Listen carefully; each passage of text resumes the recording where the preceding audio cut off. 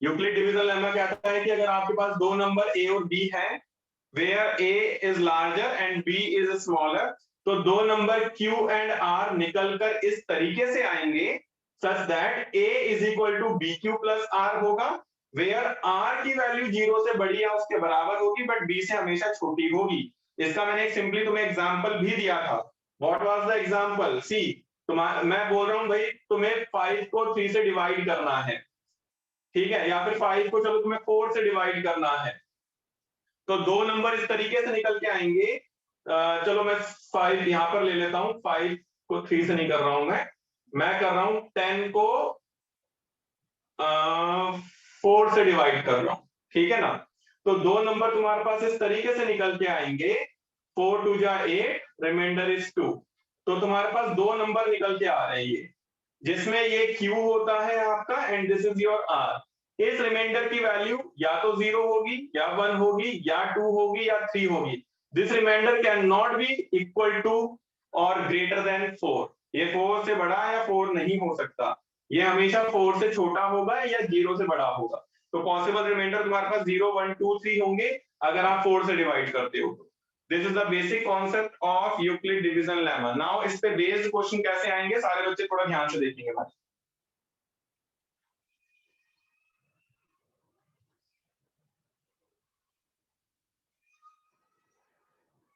1.1 question number 1, सारे के सारे बच्चे थोड़ा ध्यान से देखेंगे भाई। Euclid division lemma. अच्छा, यूक्लिड डिवीजन एल्गोरिथम क्या था ये भी मैं बता देता हूँ। यूक्लिड डिवीजन एल्गोरिथम में मैंने बताया था कि आपको यूक्लिड डिवीजन लेमा तब तक लगाना है जब तक कि रिमाइंडर 0 ना आ जाए। जिस केस में रिमाइंडर 0 आएगा उस केस में b is the HCF of a and b। उस वाले केस में b इज द एचसीएफ हो जाएगा, ठीक है। Euclid division algorithm. नाउ सारे के सारे बच्चे थोड़ा ध्यान से देखेंगे, प्रेजेंटेशन एंड क्वेश्चन सारे के सारे अच्छे से ध्यान से देखेंगे बस। सी क्वेश्चन नंबर 1 का फर्स्ट पार्ट।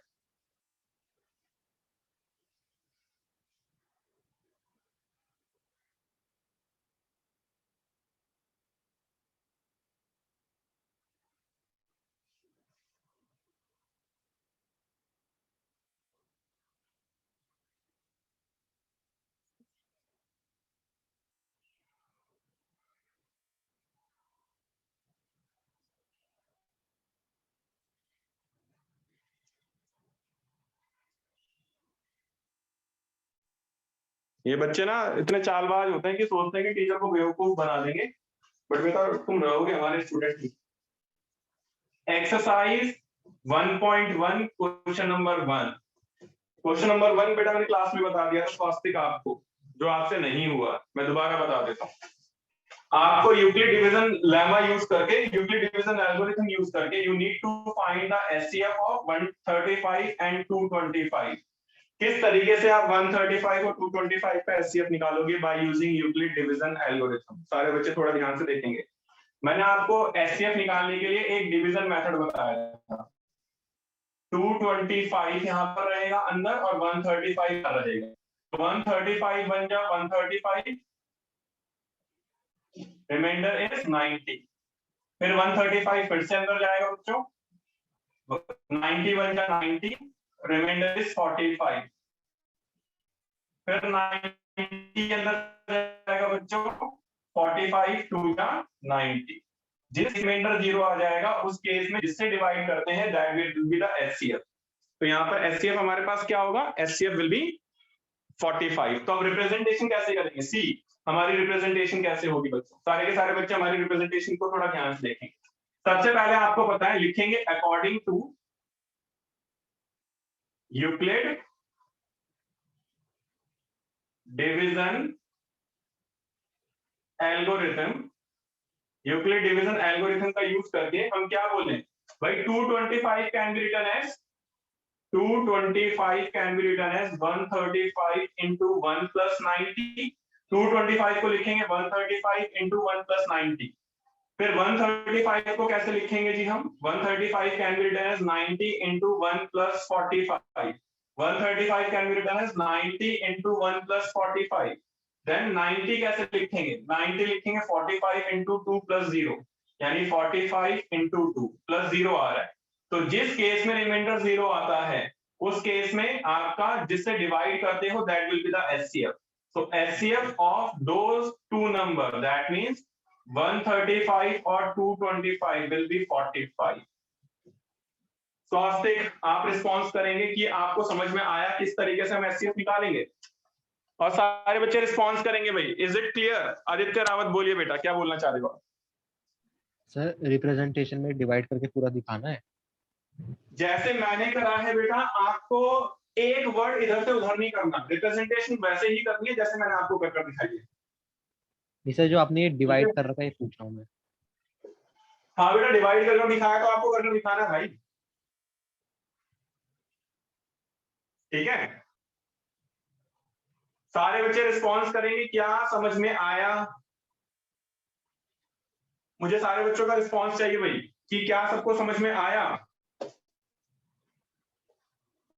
जो रिस्पॉन्स नहीं करेगा क्लास से बाहर जाएगा। मैं उसको वार्निंग नहीं दूंगा, मैं सीधे क्लास से बाहर निकालूंगा जिसका रिस्पॉन्स नहीं आया भाई। फालतू नहीं बैठना मेरी क्लास के अंदर। नहीं समझ में आया वो भी बताना है, समझ में आ गया वो भी बताना है। सर मुझे एक डाउट है। हाँ बेटा बोलिए। सर यूक्लिड डिवीजन एल्गोरिथम और लैमा में डिफरेंस क्या है? बेटा लैमा का यूज होता है एल्गोरिथम के अंदर, ठीक है? एल्गोरिथम एक बड़ी चीज है, लैमा उसका एक छोटा सा पार्ट है। क्लियर है? Yes sir. हाँ जी। सेकंड पार्ट कह रही है आप ओजस्विनी? सेकंड पार्ट है 196 और 38220, इसको डिवाइड करना है जी।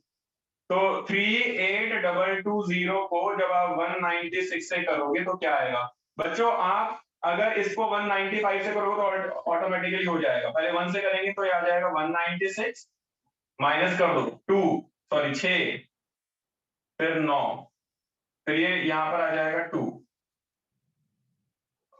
सॉरी 2 यहां पर भी आ रहा है।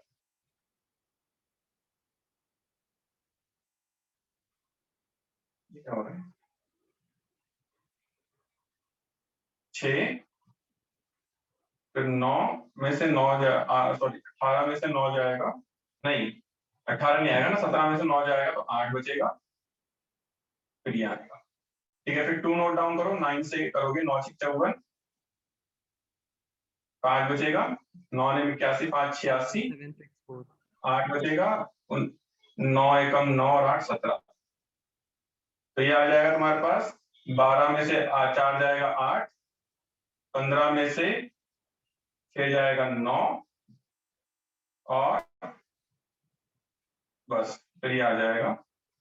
अब इसको 5 से गुणा करोगे तो 190, ये आ जाएगा 90। ये तो कंप्लीट वैसे डिवाइड हो गया। तो एचसीएफ तुम्हें साफ दिख रहा है इसके अंदर। 38220 को लिखोगे 196 इंटू 195 प्लस 0, तो एचसीएफ तो तुम्हारे पास सीधे ही आ गया 195। आई होप को जैसे नहीं आपको समझ में आ गया हो। सर 196 आएगा ना HCF? Sir yes sir. Yes 196 आएगा एचसीएफ, जिससे डिवाइड करते हैं वो। यू आर राइट, जिससे डिवाइड करते हैं भैया। सर इसके तो बाद इसमें में आपने नंबर, फर्स्ट पार्ट की तरह नहीं करा। अच्छा फर्स्ट पार्ट में क्या करा था जो सेकंड पार्ट में नहीं करा, जरा बताना मुझे। नहीं सर, जैसे फर्स्ट पार्ट में सब्ट्रैक्ट करके 90 आया तो उससे आपने 135 को डिवाइड करा। 90 के लिए आया क्योंकि भाई इसके आगे डिवाइड नहीं हो सकता, यहाँ पर आगे डिवाइड हो रहा है तो आगे डिवाइड करना पड़ेगा आपको। इसके आगे डिवाइड हो सकता था? No sir. डिवाइड करना नहीं आ रहा प्रॉब्लम है। क्या आप 135 को आगे डिवाइड कर सकते हो 90 से? नीचे जा सकते हो? यहाँ पर आगे बच रहा था तो आपको जाना पड़ा जब तक रिमाइंडर 0 ना आ जाए, या फिर रिमाइंडर इससे छोटा ना आ जाए। वैसे ही करा है। Question number 3,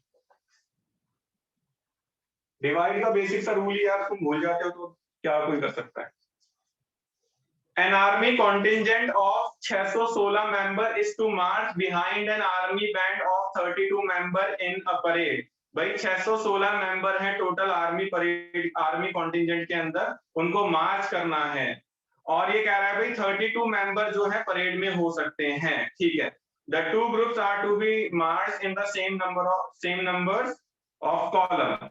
What is the maximum number of column in which they can march? आपको दो ग्रुप में डिवाइड करना है और उनको कॉलम में डिवाइड करना है, ठीक है। तो आपको बताना है कि भाई मैक्सिमम नंबर ऑफ कॉलम कितने हो सकते हैं जिसके अंदर वो मार्च कर सकें। तो बच्चों आपको कुछ नहीं करना है इसके अंदर आपको 616 और 32 का SCF निकालना है। So you can find SCF of 616 and 32. You will get number of maximum columns जिसमें वो मार्च करेंगे, ठीक है। कैसे निकालते हैं भाई, करना आता ही होगा। 616 32, 32 से कम 32 कितना बचेगा, 11 में से 2 जाएगा 9, फिर 5 में से 3 जाएगा 2, फिर ये 6 आ जाएगा। अब 32 को 3 4 5 6 7 8 से गुणा करेंगे तो 8 दूनी 16, 1 8 3 24 और 1 25, फिर 8 से नहीं हुआ 9 से गुणा करेंगे, ये क्या हो रहा है 9 से होगा, हाँ जी 9 से होगा, 9 से 288।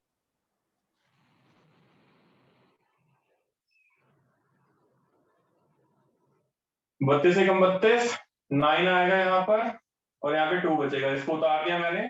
फिर 32 को अगर मैं 8 से गुणा करूंगा तो कितना आएगा मेरे पास, 8 दूनी 16, 1 8 के 24 और 1 25, ये तो आ रहा है। वो सर 9 से चले जाएगा, 9 से मल्टीप्लाई करने पे 288 आ रहा है। चलो भाई 9 से कर लो, तुम क्या हो, 9 दूनी 18, 1 9 तिया 27 और 1 28, चलिए तो ये तुम्हारे पास आ गया जी 288, बच रहा है 8 हमारे पास, फिर ये आ जाएगा 32, तो कितना आ जाएगा मेरे पास 8 चौक 32। तो कैसे लिखेंगे 616 को, 616 can be written as 32 into 19 plus में 296, ठीक है। फिर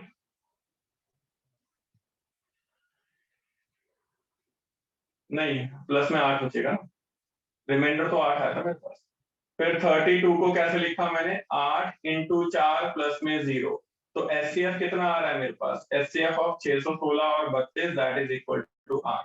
तो मैक्सिमम नंबर ऑफ कॉलम कितने आएंगे, maximum number of columns that is equal to 8। तो ये था हमारे पास, दैट इज क्वेश्चन नंबर 3। अब रिमेनिंग हमारे 3 क्वेश्चन बच रहे हैं, इन तीनों क्वेश्चन को ध्यान से देखने की जरूरत है, इसलिए मैंने क्वेश्चन नंबर 2 पहले करवा दिया। तो सारे के सारे बच्चे अब थोड़ा ध्यान से देखेंगे question number 2, question number 4 and question number 5। आप क्यों ध्यान से देखने की जरूरत है आपको अगले 1-2 मिनट में पता चलेगा। थोड़ा सा थ्योरेटिकल है, सारे करवा रहा हूं। सारे बच्चे क्वेश्चन नंबर 2 पढ़ेंगे मन मन में, प्रेजेंटेशन वैसे ही करोगे जैसे मैं बता रहा हूं आपको, ठीक है। प्रेजेंटेशन में कोई भी कोताही नहीं बरतेगा। तो क्वेश्चन नंबर 2 कह रहा है बच्चों, show that any positive odd integer is of the form 6q plus 1, 6q plus 3 और 6q plus 5। किसी भी odd positive integer को या तो 6q plus 1 की फॉर्म में लिखोगे, या 6q plus 3 की फॉर्म में लिखोगे, या 6q plus 5 की फॉर्म में लिखोगे, odd positive integer। तो बच्चों प्रेजेंटेशन थोड़ा ध्यान से देखना। Let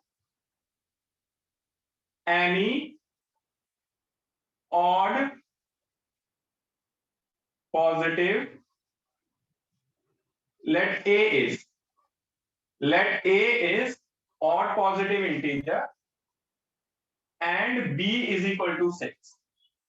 क्यों, क्योंकि क्वेश्चन में वो बोल रहा है 6q plus 1 की फॉर्म में होना चाहिए। तो आपको पता है, आप लिखते हो बेटा A is equal to BQ plus R और वो कह रहा है 6q plus 1 की फॉर्म में होना चाहिए। दैट मींस B की वैल्यू क्या आएगी, B की वैल्यू विल बी 6, क्योंकि आप 6 से डिवाइड कर रहे हो, इसका मतलब ये है अगर आप किसी भी नंबर को 6 से डिवाइड करोगे तो पॉसिबल वैल्यू ऑफ रिमाइंडर कितनी आएगी, possible values of R is possible values of R, yes 0 भी आ सकती है, 1 भी आ सकती है, 2 भी आ सकती है, 3 भी आ सकती है, 4 भी आ सकती है, 5 भी आ सकती है। मैंने कहा था B की वैल्यू से छोटी आएगी और 0 से बड़ी है उसके बराबर आ सकती है। अगर किसी भी नंबर को 6 से डिवाइड करते हो तो बेटा रिमाइंडर या तो 0 आएगा, या 1 आएगा, या फिर 2 आएगा, 3 आएगा, 4 आएगा, 5 आएगा, कभी 6 रिमाइंडर नहीं आएगा बेटा। तो पॉसिबल वैल्यूज ऑफ ए क्या होगा? The possible values of A R, भाई ए की पॉसिबल वैल्यूज क्या होगी? या तो वो होगा 6q + 0, रिमाइंडर 0 आ गया, या फिर 6q + 1, रिमाइंडर 1 आया, या फिर 6q + 2, या फिर 6q + 3, या फिर 6q + 4 एंड 6q + 5। अगर किसी भी नंबर को मैं 6 से डिवाइड करता हूं तो उसके पॉसिबल वैल्यूज ये आएंगे भाई हमारे पास, या तो 6q + 0 जब रिमाइंडर 0 होगा, जब रिमाइंडर 1 होगा तो 6q + 1, 6q + 2, 6q + 3, 6q + 4, 6q + 5। But हमें किसकी बात करनी है? क्वेश्चन में बोल रहा है ऑड पॉजिटिव इंटीजर। तो बच्चों ऑड पॉजिटिव इंटीजर क्या होते हैं? जो 2 से डिवाइड नहीं होंगे। ऑड का मतलब क्या होता है? जो 2 से डिवाइड नहीं होगा। तो अब आपको साफ दिख रहा है बेटा, ये 2 से डिवाइड हो जाएगा, ये 2 से डिवाइड हो जाएगा, ये 2 से डिवाइड हो जाएगा, क्योंकि 2 कॉमन आ रहा है इसके अंदर, 2 से डिवाइड हो रहा है बिकॉज 2 कॉमन आ रहा है इनके अंदर। लिखेंगे but 6q + 2 and 6q + 4 are rejected as they are even, they are not odd लिख दो भाई, they are not odd, है ना? तो रिमेनिंग ऑड नंबर क्या है? रिमेनिंग ऑड नंबर है hence 6q + 1, 6q + 3 and 6q + 5 are required odd numbers, which implies what? हम क्या लिख सकते हैं? Any odd positive integer can be written as, या तो वो 6q + 1 की फॉर्म में होगा, या 6q + 3 की फॉर्म में होगा, और 6q + 5 की फॉर्म में होगा।